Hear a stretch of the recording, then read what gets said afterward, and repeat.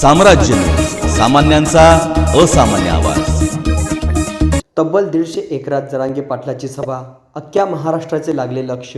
मराठा आरक्षणाच्या मागणीसाठी अंतरवाली सराटी येथे 17 दिवस उपोषण केल्यानंतर सरकारने आरक्षण देण्यासाठी 1 महिन्याचा वेळ मागून घेतला होता। आपल्याला टिकणारे आरक्षण पाहिजे म्हणून उपोषणकर्ते मनोज जरांगे पाटील यांनी सरकारला पुन्हा झुकते माप देऊन 10 दिवस शिल्लक दिले आणि सरकारला 40 दिवसाचा अवधी दिला।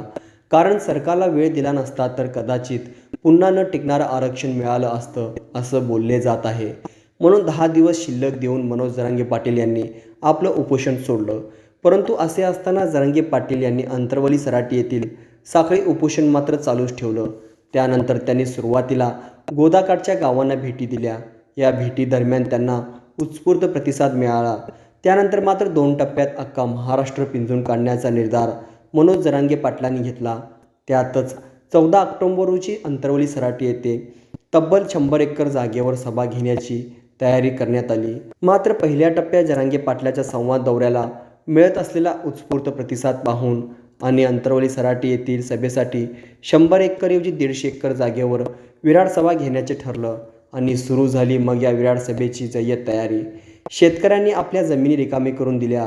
अंतरवली सराटी गावातील शेजारील गावांनी जेवणाची पाण्याची व्यवस्था करण्याचा निर्धार केला। एवढ्या मोठ्या सभेसाठी पार्किंगची व्यवस्थेसाठी पुन्हा शेकडो एकर जमिनीची व्यवस्था करण्यात आली। या सभेसाठी महाराष्ट्रातून 20 ते 25 लाख मराठा समाजाचे लोक सहभागी होण्याचा अंदाज आहे।